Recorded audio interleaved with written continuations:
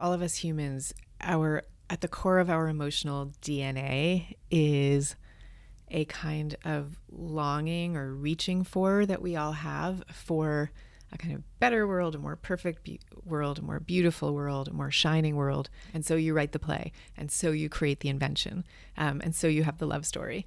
And that's really, that's part of what's driving us forward. The word longing, which we think of as being a word having to do with negative energy, let's say, but the word literally means to grow longer, like to reach for something.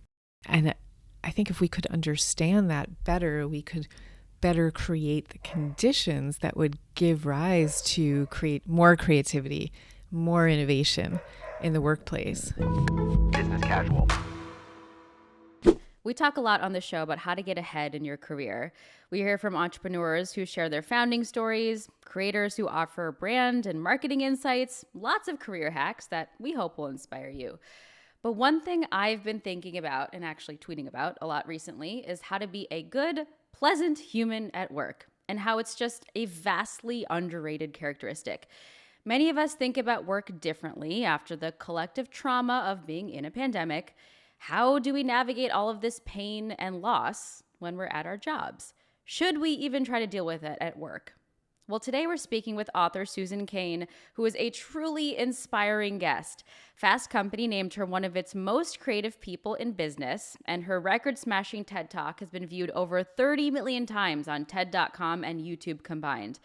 I became a fan after reading her first book, Quiet, which helped me realize, as it did for many others, that I am an introvert, and that can actually be a superpower. We talked about Susan's latest bestseller called Bittersweet: How Sorrow and Longing Make Us Whole.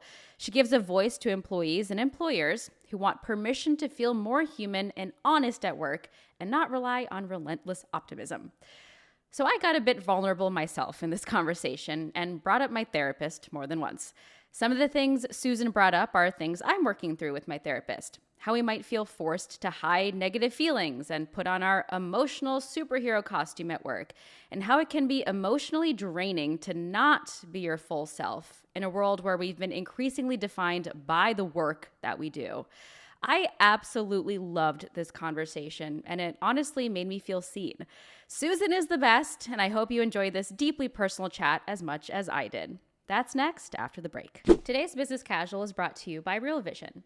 We bring you some pretty insightful business stories on this podcast, at least we think so. But if you're looking to dive even deeper into the world of finance, business, and the global economy, Real Vision has got you covered. No bias, no BS. That's what you'll get with all of the on-demand videos and analysis at Real Vision.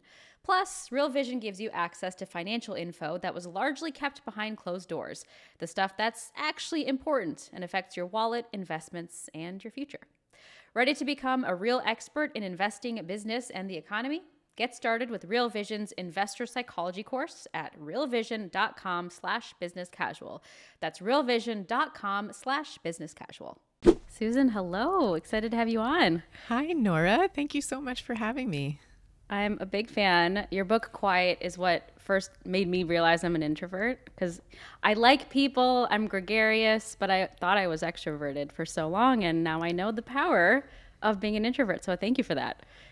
It's such a funny thing. I can't tell you how many people say what you just said about not having realized who they really were beforehand, which is always interesting to me. Definitely. Yeah. So I would love to start with a little bit of an icebreaker if you're down. Okay. And it is workplace related. So this is a segment we're calling Professional Pet Peeves. If you could wave a magic wand and get rid of some uniquely accepted professional courtesy or some way that we operate in the workplace that annoys you, that you want to get rid of, what would that be? For example, go ahead. Oh, I was just going to say open office plans for sure, which is a kind of campaign that I've been on since the year 2005, when I first started researching Quiet. And one of the first things I did was fly from the East Coast to Silicon Valley and plop myself down there for a while, because I figured it was like a nirvana for introverts there at that time. And I showed up at all these different offices, and all these people were like whispering to me, They're like, I hate this open office plan. I can't focus. I can't concentrate. I can't work, but I can't tell my boss because I'll be seen as not a team player. And what should I do? And then I went and researched it and found that there's all kinds of reasons not to have open office plans, and yet they persist. So why do they persist? Because people still think it's more collaborative and there's a certain type of person that thrives in those environments. Well, honestly, I think the biggest reason they persist is the bottom line, which I am sympathetic to. I mean, it's just much, much, much less expensive to have an open office plan than to give everyone their own office. You know, the amount of square footage that you need per person is vastly lower. I think that then gets dressed up as being for the sake of collaboration and creativity and socializing and like that. And I think we would all be much better off with offices where there would be lots of open social spaces where people would have, you know, unplanned interactions. I'm a big believer in that, and some open space is good. It's just that in a perfect world, we would all have our own privacy as well. Just a door to close. That's all we ask for. Exactly. If we need it. So Exactly. Susan, let's get to your book, which is absolutely incredible. You've said before that the only point of writing for you is telling the truth of what it's like to be alive, truths that people don't talk about in everyday life. What is the truth behind the notion of bittersweet, and how do you define it? I define it as being the deep, deep recognition that in this life, joy and sorrow are forever going to be paired, and that everyone and everything we love best will not be here forever, but that somehow what comes along with that recognition is a deep joy at the beauty of being alive, and that being able to tune into our sorrows and longings, while often painful, it's also a kind of gateway to creativity and to our ability to connect with each other and to occasional moments of transcendence.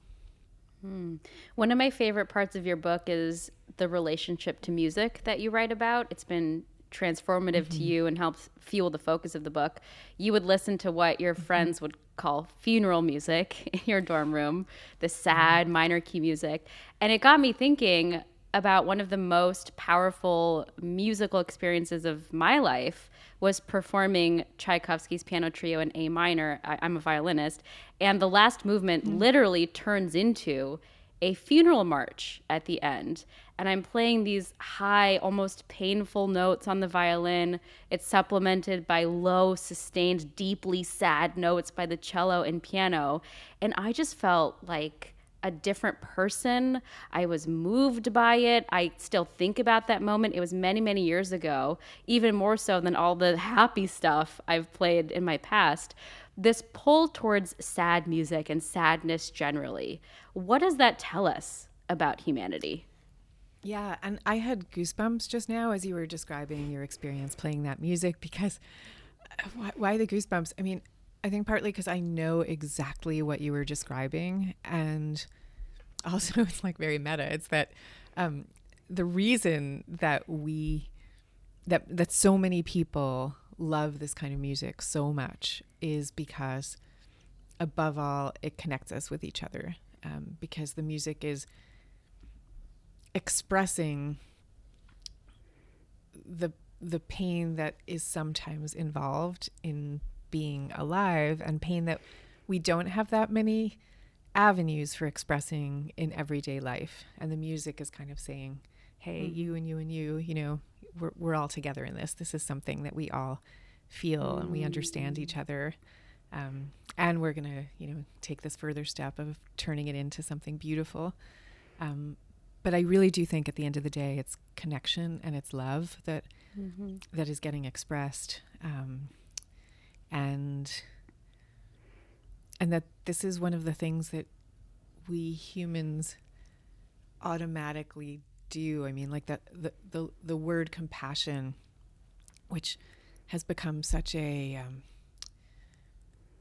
it's become such a commonly used word, especially now in the business sphere. But we don't stop to think about what it really means. You know, we think it kind of means some vague idea of be nice, but literally, like, the etymology of the word is that it means to suffer with someone, and there's a capacity that we all have to do that. It's one of the great bonding mechanisms that we have, and so it's a shame not to be using it. Sadness is universal. I've had conversations with my friends lately, especially where maybe it's the pandemic, it's the environment that we're in now, but there's just more underlying sadness, I think, generally, that we're open to admitting now. And our listeners might be thinking, all right, we're talking about sadness and sorrow and longing and compassion. What does that have to do with work? So how do you think about the idea of bringing your full self to work, whether it's the good, the bad? I've been in jobs where I have to be on, and there has to be this air of positivity. So how do you reconcile that? How do you embrace that sadness even in the workplace? Yeah, and I want to start by saying that it's a very complicated question, because first of all, there's a way in which no one wants to feel obliged. I mean, there's the ideal of like bring your whole self to work, but nobody wants to be obliged, therefore, to have to disclose everything that they might be feeling or going through. So I want to get that on the table. And then also to say that there's something about, I mean, I had this experience back when I was a corporate lawyer routinely where, I might be going through a difficult thing in my life or whatever. And then I would get to the office and the environment was very much that you weren't supposed to talk about those things. And so I didn't, and I put the smile on. And there is a way in which, like, after a few hours, you kind of like even forget about what was bothering you and you start feeling better, because it's all kind of tamped down that way. And that has something to recommend it. So I want to admit that on the one hand. But then on the other hand, there was also this feeling over the long term of like, this feeling that every morning I would get to work and have to kind of put on my emotional superhero costume where like it wasn't really me showing up, it was someone else. And that can work for a while and then you can get burned out pretty quickly because I mean it's real emotional labor to be disguising your emotional state over a prolonged period of time. In fact, my therapist has said exactly that to me. Oh, but interesting. What because exactly? I have explained to her, I have a job where I have to be in front of people, in front of a microphone, and this translates to my personal relationships where I don't really let my friends and family know when I'm feeling sad or down or anxious. And I tend to be the one to receive their negative feelings, and it makes me feel burnt out. And she said, it's because you're putting on a front, you're putting on this mask. And Susan, this does remind me, you were talking about these open office plans where I started my career on a trading floor, which is as open as you can get. Yeah. And I remember this one moment where I was sitting at my desk, head down. I had just gotten bad news about some family thing over email. And I saw an out of country coworker who was wandering up and down the aisles, meeting people for the first time. And I was trying to hide because I was not in the mood to say hi to a new person. He came up to me and he said, "Hello, I'm so-and-so." And I panicked. I said, "I'm sorry, I'm going through something." And I scurried away and I hid in the bathroom and I just cried for like an hour. I didn't know what to do in that moment. So I guess my question to you is, what should we as coworkers, leaders, keep in mind to support those who are going through something in the workplace when maybe it isn't appropriate for us to just air our dirty laundry in that moment, and you might not know what to say, but what should we keep in mind as good coworkers in those cases? Well, what I'd really like to see happen is a kind of normalization of the full spectrum of human emotions so that it's not so much a question of what do I say or do in this moment. It's rather that we're all kind of operating in a culture where we understand that every so often, like somebody has a crisis where they're going off to cry in the bathroom or whatever. And that's just part of everyday life. And I think of this one case study that I talked about in my book called Midwest Billings, which is about this organization where the primary function of this office is that they have to collect the unpaid bills of people who have been in the hospital. That's their job. no one likes this job. The turnover in this industry is really, really high. But in this particular organization, they had created this kind of culture where, like, not only was it normal to talk about, the bad cold you were having or the domestic abuse you were going through, like everything. It was normal to talk about it. It was also normal for people to kind of proactively try to help each other out. And they would interview people from this office, and they would say things like, even if you were somebody who wasn't so oriented to doing that type of thing, like to rallying to someone's side, you would get into it once you were here, because this is what we do for each other, and it feels so good. And this organization, their turnover rate was 2%, which was like nothing in this industry, and their productivity was through the roof. So that comes from normalizing these kinds of experiences, and that often comes from leaders just demonstrating it. And it doesn't have to be a big dramatic declaration of a problem they're going through. It can be done through a series of everyday interactions. Susan, you wrote in the book that bittersweetness is the hidden source of our moonshots, masterpieces, and love stories. Oh, wait, I'm sorry. Can I interrupt you for 1 second? Because I wanted to say something about what you'd said before. Go ahead.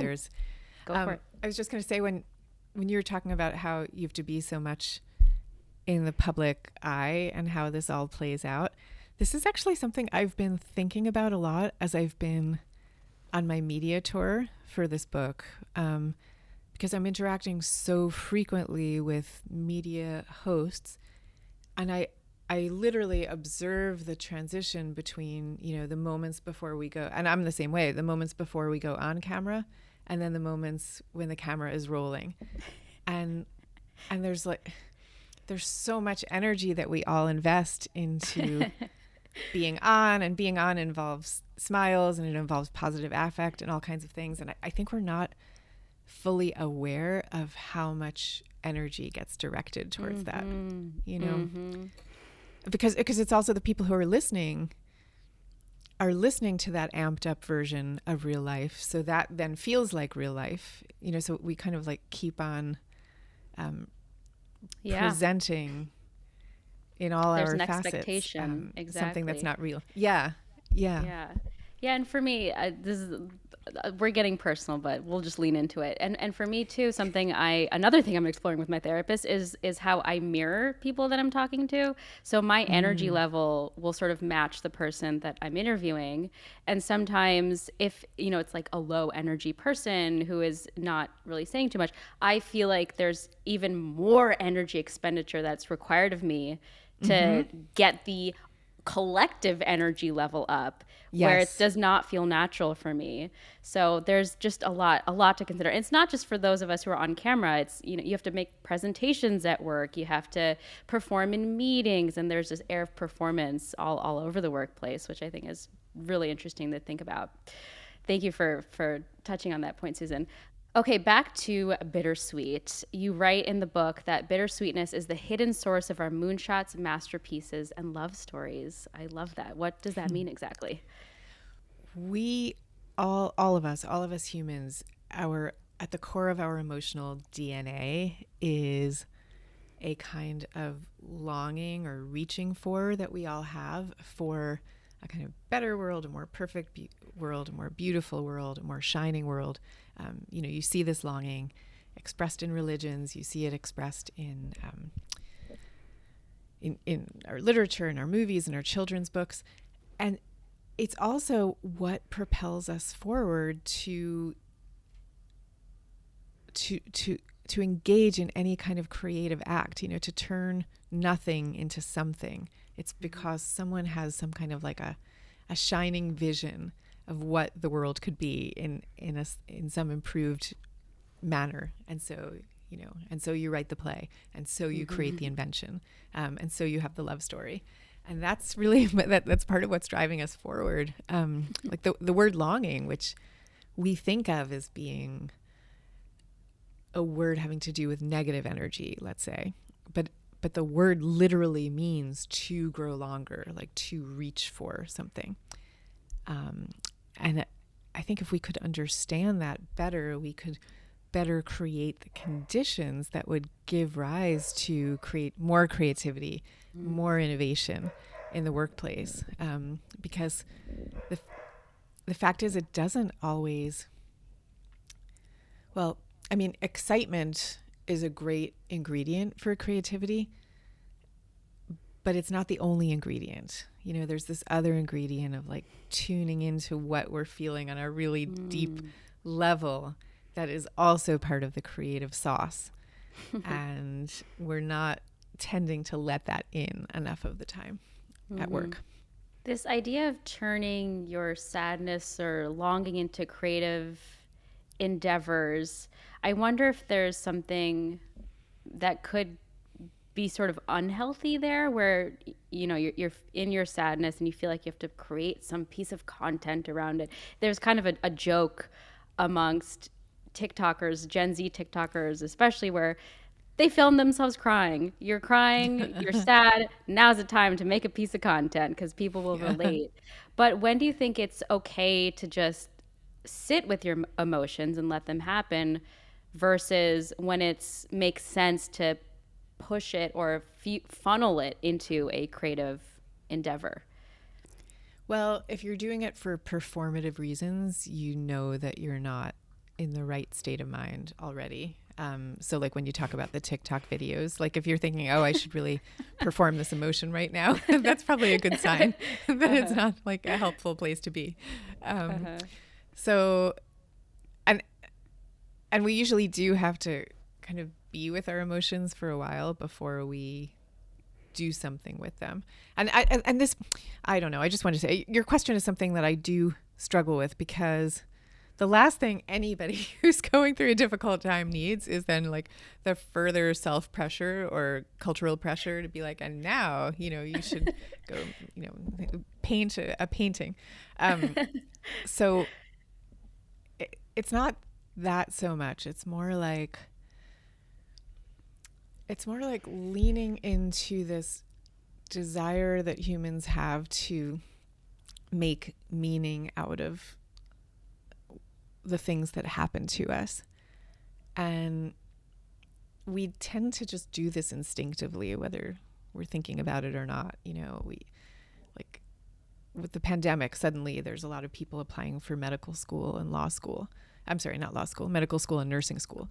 And, you know, after 9/11, there were suddenly a lot of people applying for jobs as firefighters.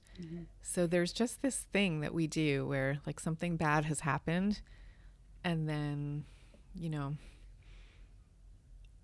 you're searching for meaning one way or another. And everybody's got their own way of doing it. And it doesn't have to be performative. I want to stress that, because I've been on a kind of anti-performative crusade for the last 20 years. And I also I don't even think good creativity comes out of the performative notion, again, because of what you said at the beginning. Like, you're not, when you're being performative, you're not really telling the truth. You're more like, you know, presenting something that you think someone else wants to hear, which is very different. Exactly. Well, on the topic of being performative, you write about this concept called the tyranny of optimism. And we talk a lot about toxic positivity and workplaces where it's, you have to be positive all the time. How do you think leaders should be? Well, first of all, what is the tyranny of optimism in your words, and how should leaders be thinking about remaining positive, but also accepting that there is a lot of negativity and sadness that can come in the workplace? Yeah, I actually call it the tyranny of positivity. Yeah, and it has to do with all the things people have been talking about for the last couple of years with toxic positivity. There's one story that I tell in the book that I'll look to now, excuse me, because I think it speaks really well to something that leaders could do. And I tell this story of my friend Susan David, the psychologist, who, and Susan, you have to know before you hear this story, she's like a really upbeat, cheerful person just by her nature. Her temperament is like that. And when she was 14, her father died of colon cancer. And because of her nature and because of what she sensed were the preferences and expectations of the people around her. She immediately like went back to school, smiling through her days. People would ask her, "How are you doing?" She would say, "I'm doing okay, I'm doing okay, I'm doing okay." And she really wasn't doing okay. And it started expressing itself through bulimia. Like she was like going off to the bathroom and throwing up her lunch. But she presented as if she were doing okay, until the day came when she had this English teacher who had also lost a parent at a young age. And the English teacher handed out blank notebooks to the class and said, "I'm now inviting you to just write down whatever you're experiencing, feeling, thinking." And the teacher said, "I'll read what you wrote. I might comment a little bit, but really this is just yours. This is your space to write these things down." And it was the first, and as she said this, she was like looking directly into Susan's eyes. So Susan understood that the teacher was talking to her. And it was the first time, she says, that she was like invited to show up to who she really was and what she was truly feeling. And she calls it now a revolution in a notebook. That was her experience of this. And I think that this is something, this story operates in both the metaphorical way, but also in a literal way, because I think something we could be doing is inviting people to just write things down every morning. You know, there could be notebooks that are shared with our, when I say shared, I mean like passed out to among our teams, and people could be invited to share what they've written or not. But we know from the work of James Pennebaker, who's the psychologist at UT Austin, he's done all these studies that show that the simple act of writing things down for like 2 or 3 minutes a day, just writing down what you're going through, makes people more productive and successful at work. It lowers their blood pressure. It increases their sense of well-being. So that this is like one simple little hack that can really work a lot of wonders.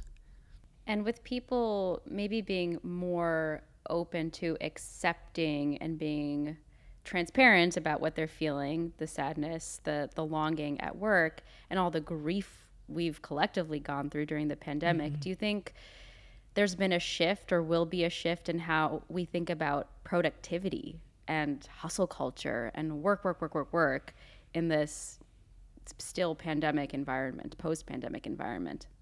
Yeah, and I don't think it is post-pandemic. I think we're going to be going through this for quite some time longer. So I think there has been a shift. I think the shift is continuing. I think we're talking about such a profound cultural shift that it's going to take quite a bit longer for us to see where it really ends up. We're only at the very, very beginning of it.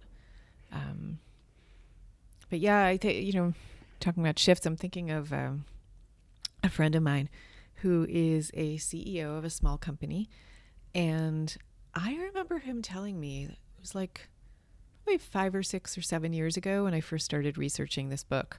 I remember him sort of confiding in me and saying, the truth is I really don't want to hire someone unless they're happy, because like it's hard. It's hard when you have unhappy coworkers. And at the same time that, I'm saying everything I'm saying with you, I also totally understood what he meant, because we all know that when we're going through a hard time or unhappy, it's harder for us to be our best selves at those moments. You can do it, but it's harder. So I was sympathetic, but at the same time, it's a comment that really stuck with me. Well, anyway, fast forward to now, and we were just chatting about this a month or 2 ago.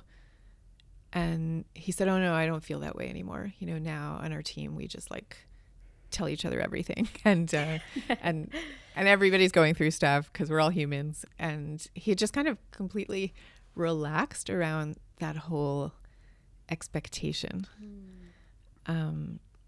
And I don't know if that's because he and his team just lived through the pandemic, or because we've been, as a culture, shifting in this direction, I think, for the last 20 years.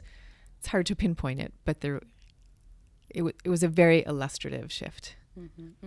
So Sticking with workplace dynamics, a frequent way, at least what I've found and seen, is a frequent way to connect at work with other people is through the negatives.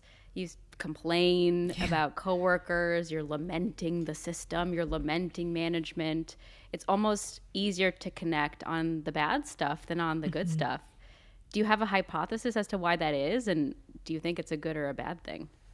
Oh, well, as to why why it is that kind of mutual and collective complaining can feel so bonding, I think it's a kind of mini tribalism that we're acting out. I mean, we all know, like, humans by our nature, we tend to form ourselves into tribes, and part of the way that our tribes bond is by being united against another tribe. And so if you turn yourself into like the tribe of complaining of people who are complaining against the other ones, then you're automatically going to be bonded. It's not productive. It's obviously not productive. It can create a toxic environment pretty quickly. I do believe that we need to distinguish more between or among negative emotions. Like, not all negative emotions are alike. So the emotion of, like, whatever that thing is that makes us want to gripe and complain and those kinds of things is very, very, very different from the emotion that expresses sorrow. It comes from a very different place, and it has very different results in the world. And in fact, some of the studies that I looked at talk about the way in which states of sadness and sorrow are predictive of creativity. And that is the only negative emotion of which that is true. So it's not like anger doesn't predict creativity, disgust doesn't predict creativity, but sadness does. So yeah, they're not all alike. They're not all created alike. Yeah, complaining will not necessarily make you more creative. In your book, but it does feel so good in the moment. It's like a false god. Yeah, it's a stress relief, venting. We all like venting. Yeah. Let's talk about this idea of melancholic leaders. You write about the advantages of melancholic leaders in the book. What are their hidden superpowers, and what does it mean to be a melancholic leader? Well, management researchers have looked at kind of the different types of power that different kinds of leaders hold. And one type of power is what's called positional power. And this is held by leaders where people are kind of like acutely aware of the leader's ability and willingness to fire them, fire them, promote them, all that kind of thing. And people tend to respect / be afraid of those kinds of leaders. They're not necessarily aligned with them. Then there's another type of leader where it's more a relational leadership style, where people feel more like, where there's probably a little bit less, fear of what the leader might do. You could say less healthy fear also, I suppose, but more of a sense of being on the leader's side, and wanting the best outcome for the leader and the led, like as a collective. So melancholic leaders, the thinking is, hold more of that kind of relational power. And there are different kinds of situations where different kinds of leadership styles may be more adaptive. So a situation, for example, where a company or an organization is experiencing some kind of an outside threat, in that case, you might want more of like the positional leader who expresses themselves in more combative terms. But there's a researcher, Tanja Schwartzmuller, she's a researcher at the Technical University of Munich, and she looked at these differences between, so-called angry leaders versus melancholic leaders, and she gives the example of a situation where, let's say, a company or an organization has put out a product that has harmed people. That would be an example of a situation where a leader who's able to express sorrow is exactly what the company and the company's constituents really need. So I think this is a smaller version of a larger point, which is there are many different types of power in this world and many different types of leadership styles and types of powers that different leaders can access. And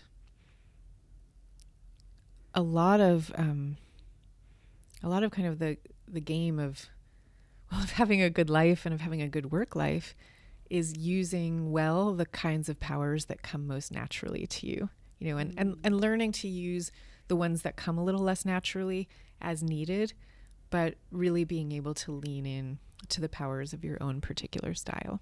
Mm-hmm. Yeah, and back to our earlier point of if you lean into what's natural and your actual self, you're less likely to get burned out, and that can be a more sustainable way to operate at work. Yeah, absolutely. Susan, I want to leave our listeners with some action items, some tips. You talked about your own bittersweet practices in the book. One specific Twitter-related habit you developed during the pandemic was particularly interesting. Can you share that and maybe other tips for people who want to be a little bit more mindful generally? Yeah. I mean, the biggest tip that I have is not about sorrow or longing per se.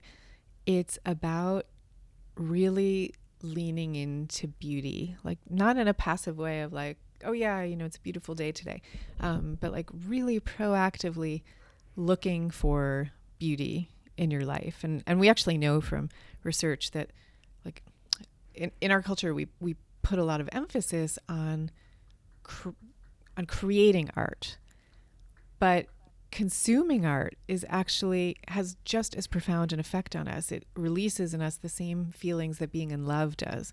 The same feelings of reward and joy come to us from engaging with beauty. So the story that you're talking about that I wrote about is during the pandemic, I found myself getting into this habit where I was waking up every morning and doom scrolling Twitter.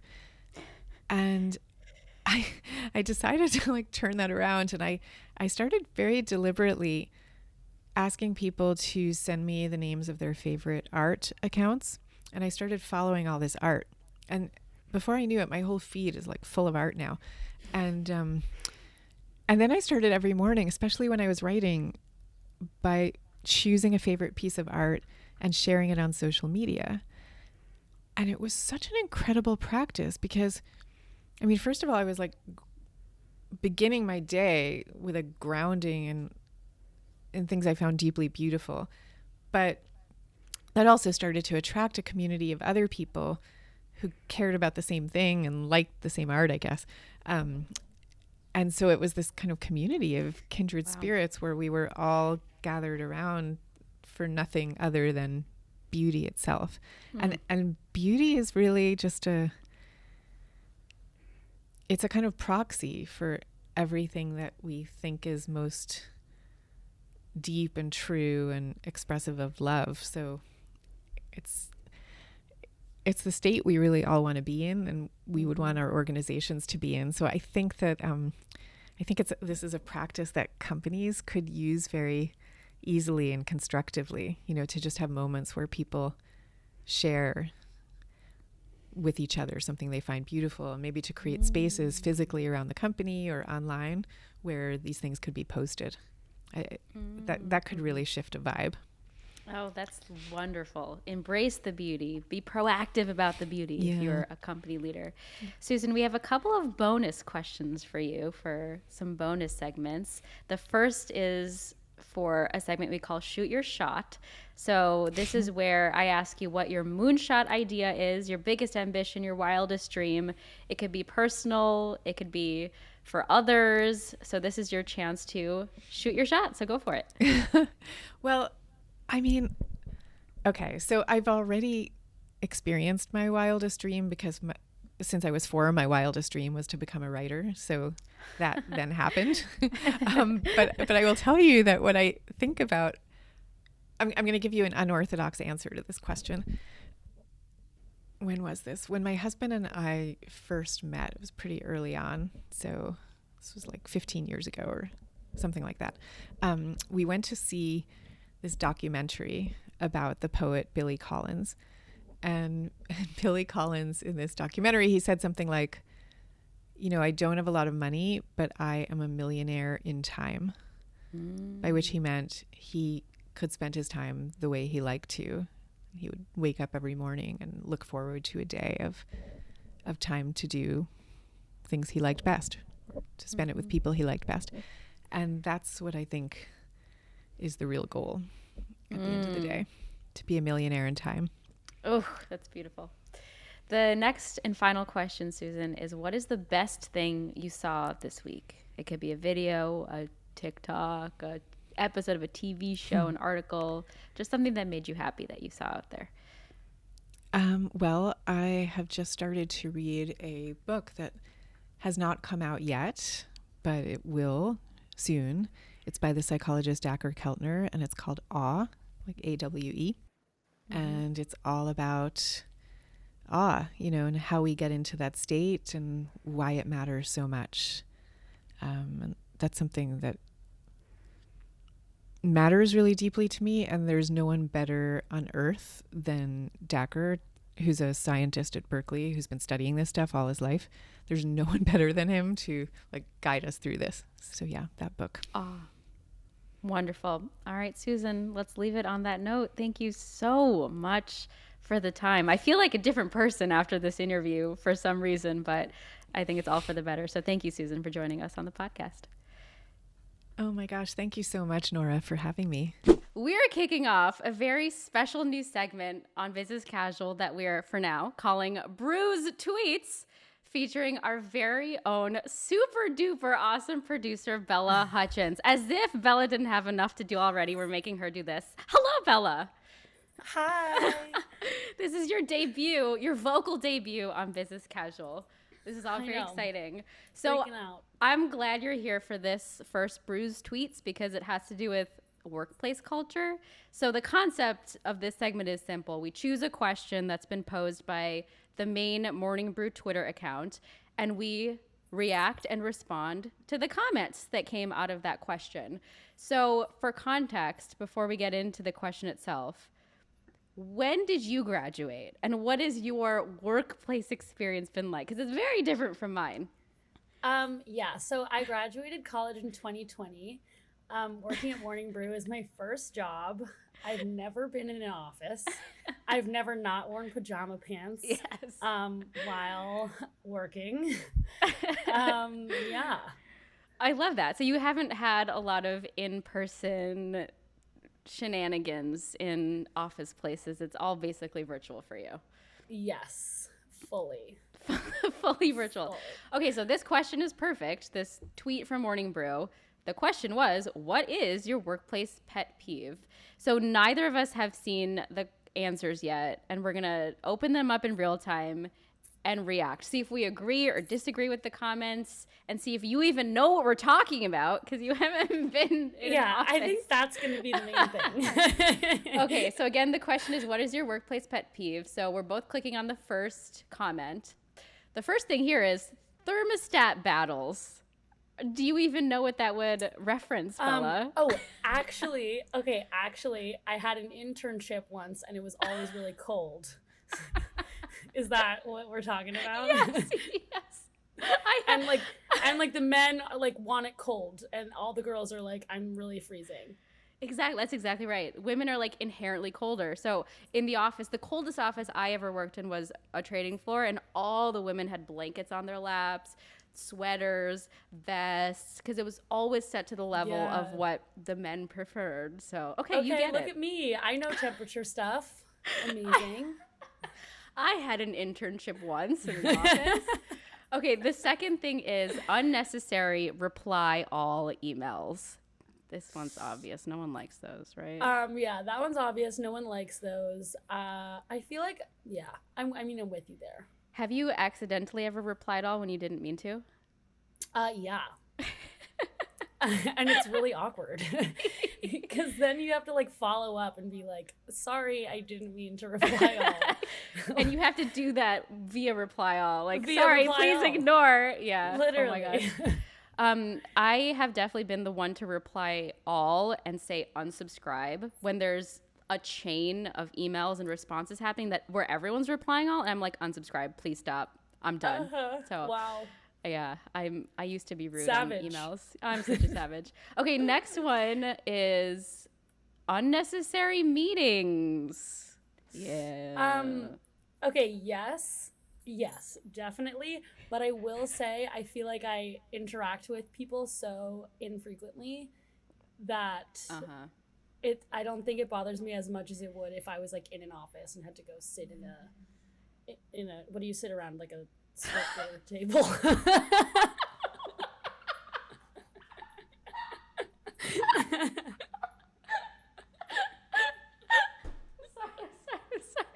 Do you know what a conference room is?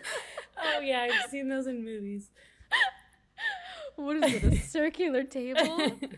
Yes, there's even doors sometimes in the rooms. You can book meeting rooms as well. Yeah, It's pretty great. I actually I disagree on the meetings thing. I hear you. It's good to interact with people because you're often just alone on your computer.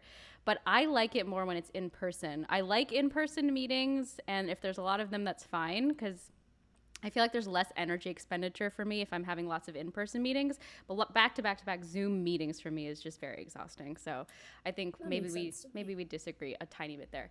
Okay, unnecessary Monday morning conversation about what I got up to on the weekend. Oh, I've never had to do that. It's What? amazing. Who am I gonna? I'm gonna Slack Daniel and say, "What'd you do this weekend?" Well, no, surely, like your first meeting on a Monday over Zoom, like the first question is like, "How was your weekend?" We've done it, Bella. Our production team does it to each other. How was your weekend? I guess that's true. Yeah. But like rarely. I don't like. I feel like if I was going into an office, I would have to be like talking to everybody about their weekend. That's true. Everyone that you come one's across. Really asking me about my weekend. Yeah. Well, maybe I will ask you about your weekend, but it's always the same thing. Oh, just saw some friends, rested a little. How about you? So if we could just maybe skip the small talk generally, I think we'd all be on board. Okay, next up is lack of ergonomic equipment. Bella's like, what's that? Yeah. What equipment is in an office? Oh, isn't that like video game chairs? That's such a Gen Z thing to say.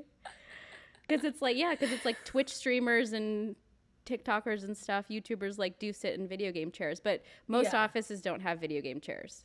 But you are on the right track. Want them? Probably. But most ergonomic office chairs are, I don't know. I feel like they look a little hardo, like relax. What? Don't need hardo? Yeah, hardo. What does hardo mean? Like like you just don't need that. Hardo? That's like one word? Hardo? Yeah. Is this a slang term that I'm learning? Like you're trying too hard. Wow. All right, video game chairs are hardo. Okay. Ergonomics is something that you need to learn about, and hardo is something I need to learn about. Okay. Meetings about updates that took place in a different meeting, or wrapping up by scheduling another meeting to follow up on this meeting. Basically, it's like meetings about meetings and meeting for the sake of meeting. Thoughts? What? Yeah, that's a thing. You lost me on that whole Okay, Bella, this is really fun, and I feel like you probably need to get yourself into an office to figure out what a conference table is, and I need to learn a few of your slang terms. But this was fun. Thanks, Bella. This was so fun. Of course. Thanks for letting me on the mic. Is that a saying? Nobody knows. I'm ready. I'm ready for this to end now.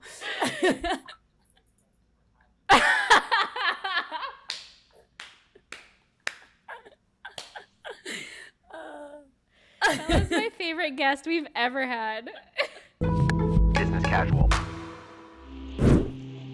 If you like what you saw and you like what you heard, you can listen to the entire episode of this podcast, Business Casual, anywhere you get your podcasts. And please go ahead and subscribe to the Morning Brew YouTube channel, and go ahead and click on that alarm bell, that thing right there, so you can be alerted anytime there's a new video.